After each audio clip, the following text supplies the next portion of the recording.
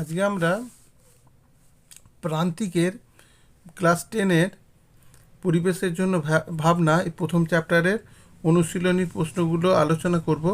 প্রথমেই একের দাগের যে প্রশ্নগুলো রয়েছে সেগুলো আলোচনা করছি। প্রথমের প্রশ্ন আছে, দেখো, ভূপৃষ্ঠ থেকে বায়ুমণ্ডলের উচ্চতার মান কত?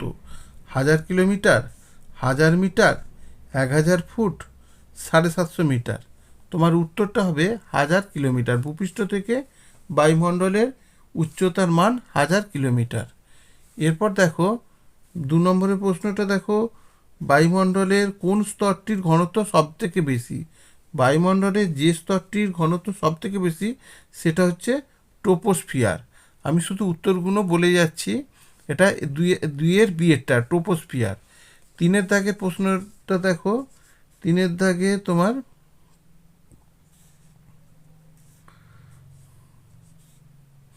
প্রদত্ত কোন গ্যাসটি ওজোন স্তরে ওজোন ক্ষয়ে সহায়তা করে?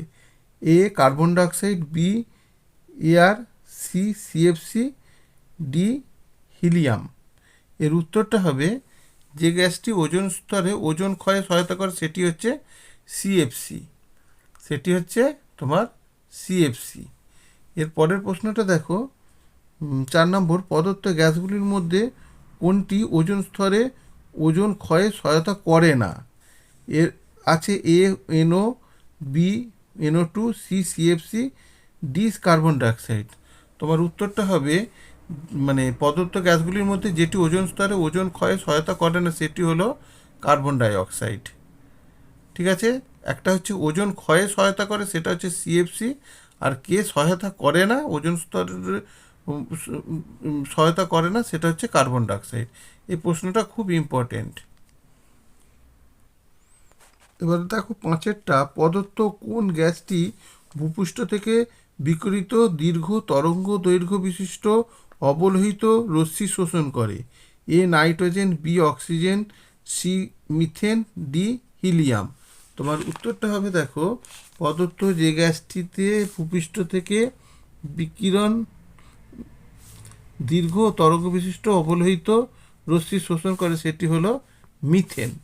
উত্তরটা হবে সি একটা, মিথেন। এর পরের প্রশ্নটা দেখো, গ্রিন হাউস গ্যাস হিসাবে পৃথিবীর উষ্ণতা বৃদ্ধির জন্য প্রদত্ত কোন গ্যাসটির অবদান সবথেকে বেশি? N2O, বি হচ্ছে মিথেন, সি হচ্ছে কার্বন ডাইঅক্সাইড, আর ডি হচ্ছে H2O। এর উত্তরটা হবে 6-এর দাগের হচ্ছে কার্বন ডাইঅক্সাইড। এটাই হচ্ছে পৃথিবীর উষ্ণতা বৃদ্ধির জন্য এই গ্যাসটির অবদান সবথেকে বেশি, কার্বন ডাইঅক্সাইড।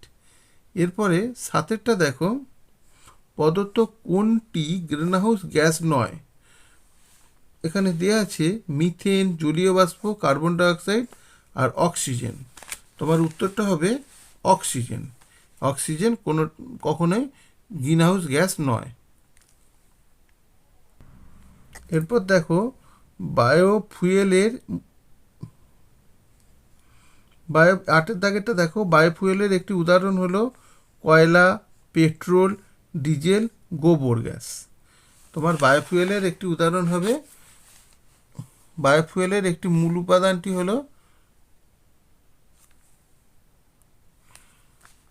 বায়োফুয়েলের একটি উদাহরণ হলো গোবর গ্যাস।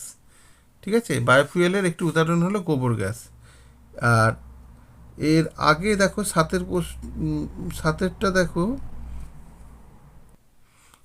9-এরটা দেখো, বায়োগ্যাসের মূল উপাদানটি হলো কার্বন ডাইঅক্সাইড, মিথেন, হাইড্রোজেন আর H2S। এখানে উত্তরটা হবে বায়োফুয়েলের একটি মূল উপাদানটি হলো মিথেন।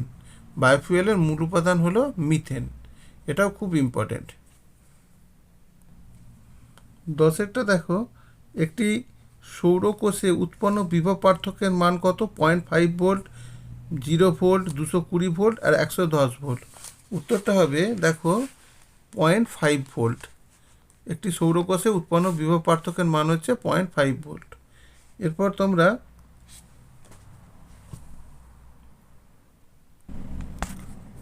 2-এর দাগের 1-একটা দেখো, অতি সংক্ষিপ্ত উত্তরভিত্তিক প্রশ্ন। বায়ুমণ্ডলে উপস্থিত একটি গ্যাসের নাম লেখো যেটি গ্রিনহাউস গ্যাস নয়। বায়ুমণ্ডলে উপস্থিত একটি গ্যাসের নাম কি যেটা গ্রিনহাউস গ্যাস নয়? সেটি হচ্ছে অক্সিজেন। বায়ুমণ্ডলে রয়েছে অথচ গ্রিনহাউস গ্যাস নয়। অক্সিজেন, নাইট্রোজেন, হাইড্রোজেন, যেটা ইচ্ছে বলতে পারো, কিন্তু অক্সিজেন। আচ্ছা, তারপরে 2 দাগে দেখো, কয়লার একটি নমুনার তাপন মূল্য 30-এর পিঠে 4টে শূন্য দেওয়া আছে, বলতে কি বোঝায়? তোমরা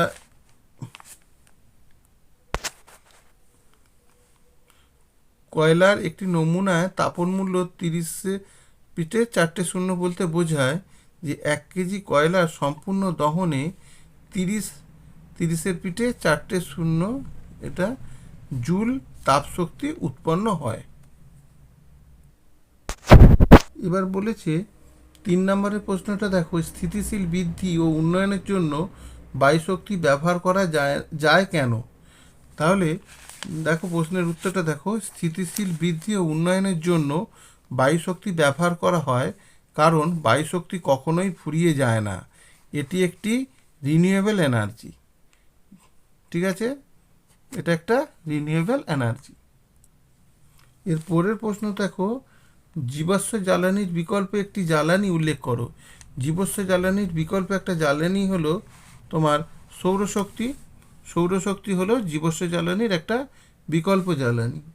এরপরে দেখো, বায়ুমণ্ডলে উষ্ণতা বৃদ্ধি করে এমন একটা গ্যাসের নাম লেখো। তাহলে বায়ুমণ্ডলে উষ্ণতা বৃদ্ধি করে এমন একটা গ্যাসের নাম হলো কার্বন ডাই অক্সাইড। ঠিক আছে, এমন একটা গ্যাসের নাম হলো কার্বন ডাই অক্সাইড। এরপর দেখো 6-এর দাগের উত্তরটা, কয়লা খনি থেকে কোন জ্বালানি গ্যাস উৎপন্ন হয়?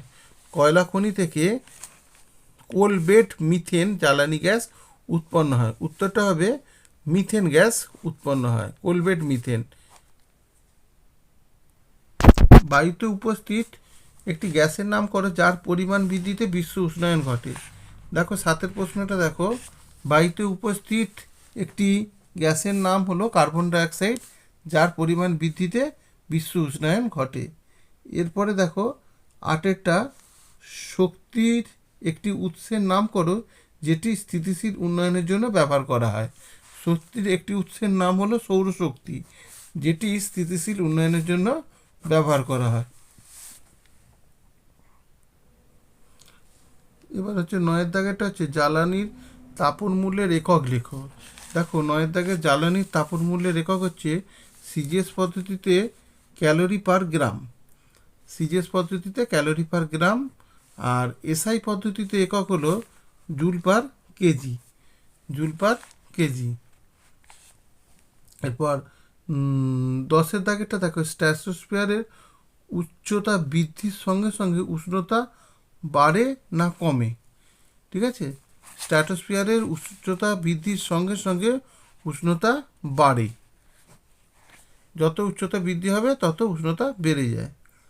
এরপরে দেখো ওজনের 11টা, ওজন স্তর সূর্য থেকে আগত কোন রশ্মি ভূপৃষ্ঠের আপতনকে প্রতিহত করে? উত্তরটা দেখো, ওজোন স্তর সূর্য থেকে আগত অতিবেগুনি রশ্মি ভূপৃষ্ঠের আপতনকে প্রতিহত করে। তাহলে আগত অতিবেগুনি রশ্মি, এই অতিবেগুনি রশ্মিটাই কী করে? ভূপৃষ্ঠের আপতনকে প্রতিহত করে। সূর্য থেকে আগত অতিবেগুনি রশ্মির ভূপৃষ্ঠের আপতনকে প্রতিহত করে। বায়োগ্যাসের একটি ব্যবহার উল্লেখ করো। বায়োগ্যাসের ব্যবহার রান্নার কাজে ব্যবহার করা হয়। দেখো বায়োগ্যাস একটি ব্যবহার হলো রান্নার গ্যাস হিসাবে ব্যবহার করা হয়। এরপরে 13টা দেখো, ওজোন স্তরে ওজনের বিয়োজনে এনোর ভূমিকা কি? ওজোন স্তরে ওজনের বিয়োজনে এনোর ভূমিকা হলো, দেখো এনো ওজনের সঙ্গে বিক্রিয়া করলে নাইট্রোজেন ডাইঅক্সাইড আর অক্সিজেন করে ফেললো। যার ফলে কী হচ্ছে? ওজনটা কিসে ভেঙে যাচ্ছে? অক্সিজেনে ভেঙে যাচ্ছে, কিন্তু অক্সিজেনটা পুনরায় ওজনে ফিরে আসছে না। এই কারণে ওজোন স্তরকে কি করছে, বিয়োজিত করে দিচ্ছে, ভেঙে দিচ্ছে।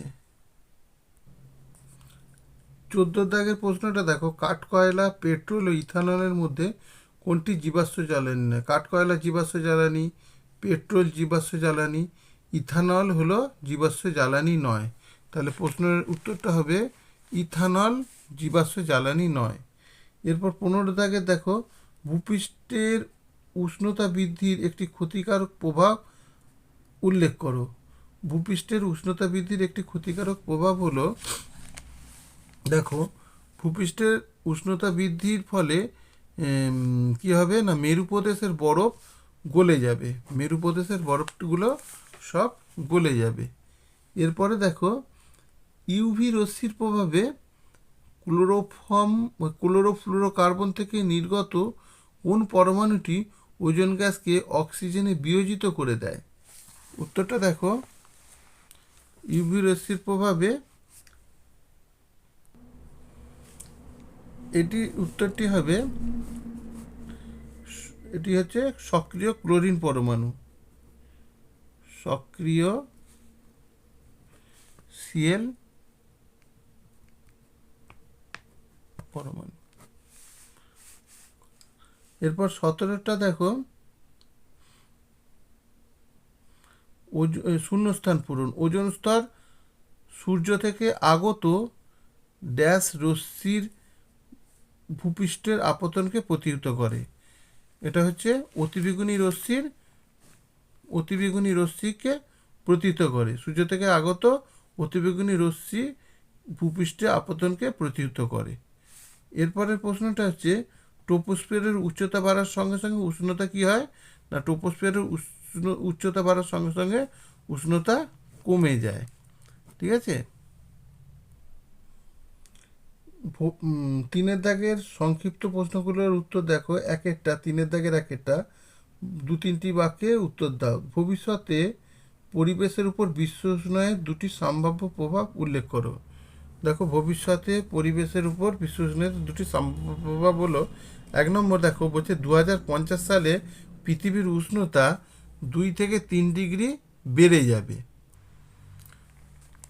2 থেকে 4 ডিগ্রি সেন্টিগ্রেড উষ্ণতা বৃদ্ধি পাবে এবং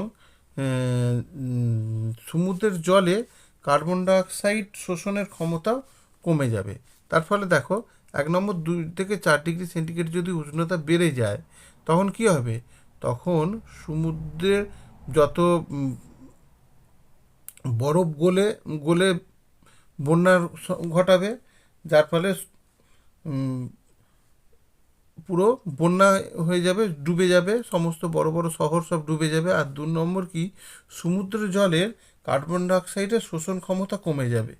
কার্বন ডাইঅক্সাইডের সমুদ্রের জল শোষণ করে, সেই কার্বন ডাইঅক্সাইডের যদি শোষণ ক্ষমতা কমে যায়, তাহলে কার্বন ডাইঅক্সাইডের পরিমাণ পরিবেশে বেড়ে যাবে। আর কার্বন ডাইঅক্সাইডের পরিমাণ বেড়ে যাওয়া মানেই কার্বন ডাইঅক্সাইডের কী করে না, কার্বন ডাইঅক্সাইড এই যে তাপটাকে সে শুষে রেখে দেয়, পরিবেশের তাপমাত্রাটাকে বাড়াতে থাকে। এর ফলে আমাদের আবার বরফ গলে যাবে, এটা একটা প্রবলেম। আর 2 নম্বর কি বলছে, বিজ্ঞানী ডেনিস মার্ফির মতে 44% স্তন্যপায়ী প্রাণী ও 23% প্রজাতি পাখি বিলুপ্ত হয়ে যাবে। স্তন্যপায়ী প্রাণী ও 23% প্রজাতির পাখি বিলুপ্ত হয়ে যাবে। এর পরের প্রশ্ন দেখো, বিশ্ব উষ্ণায়ন কি? 2 দাগের আচ্ছা, বিশ্ব উষ্ণায়ন এটাকে পয়েন্ট করে লেখা হয়েছে। দেখো, 1 নম্বর পয়েন্টটা বলছে যে মানুষের বিবিধ কার্যকলাপের ফলে গ্রিনহাউস সৃষ্টির জন্য দায়ী গ্যাসগুলির পরিমাণ ক্রমশ বৃদ্ধি পাচ্ছে, তাই না? মানুষ যেসব কাজকর্ম করছে তার জন্য যে গ্রিনহাউস গ্যাস সৃষ্টি হচ্ছে, সেই সৃষ্টির জন্য যে গ্যাসগুলো দায়ী, সেগুলো ক্রমশ বৃদ্ধি পাচ্ছে।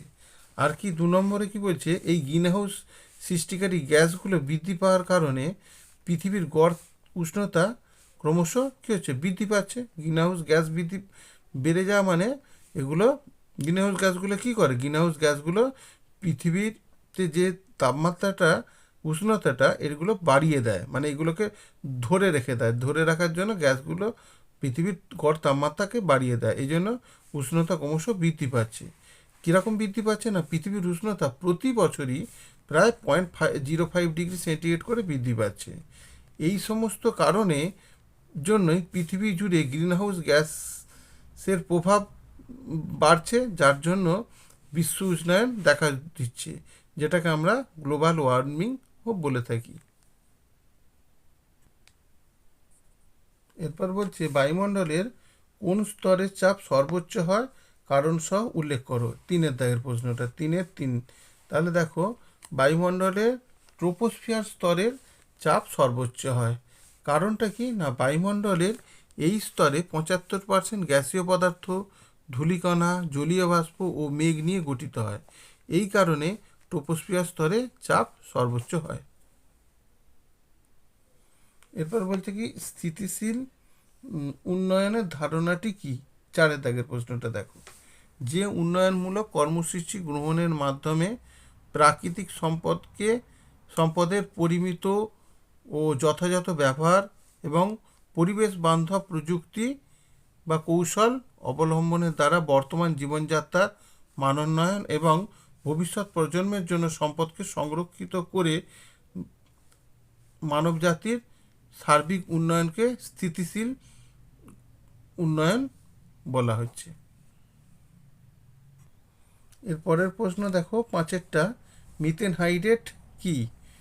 মিথেন হাইড্রেট, যার সংকেত CH4 4CH4, 23 অণু জল।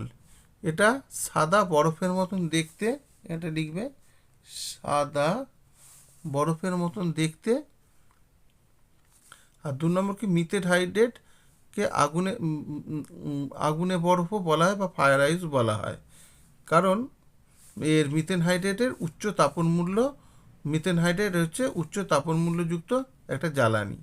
এই মিথেন হাইড্রেট থেকে যে পরিমাণ মিথেন পাওয়া যায়, সেই মিথেন প্রচুর পরিমাণে পাওয়া যায়, এবং তার যে তাপনমূল্যটা উচ্চ তাপনমূল্য হওয়ার জন্য, এই মিথেন হাইড্রেটের উচ্চ তাপনমূল্য হওয়ার জন্য এটাকে আমরা আগুনে বরফও বলতে পারি। এটা সাদা বরফের মতন দেখতে বলে একে ফায়ার আইস বলা হয়। এরপর আমরা পড়ব 6-একটা, কোনো জ্বালানির তাপনমূল্য বলতে কি বোঝায়। দেখো, জ্বালানির তাপনমূল্য কাকে বলে না, একক ভরের কোনো কঠিন বা তরল জ্বালানি অথবা STPতে একক আয়তনের কোনো গ্যাসের সম্পূর্ণ দহনের ফলে যে পরিমাণ তাপশক্তি উৎপন্ন হয়, তাকেই ওই জ্বালানির তাপনমূল্য বলে। এখানে বলেছে কয়লার তাপনমূল্য কত না, কয়লা ও ডিজেলের মধ্যে কোনটির তাপনমূল্য বেশি। তাহলে কয়লার তাপনমূল্য হচ্ছে 16 থেকে 27 কিলোজুল পার কেজি, আর ডিজেলের তাপনমূল্য হচ্ছে 45.5 কিলোজুল পার কেজি। এর মধ্যে ডিজেলের তাপনমূল্যটা বেশি।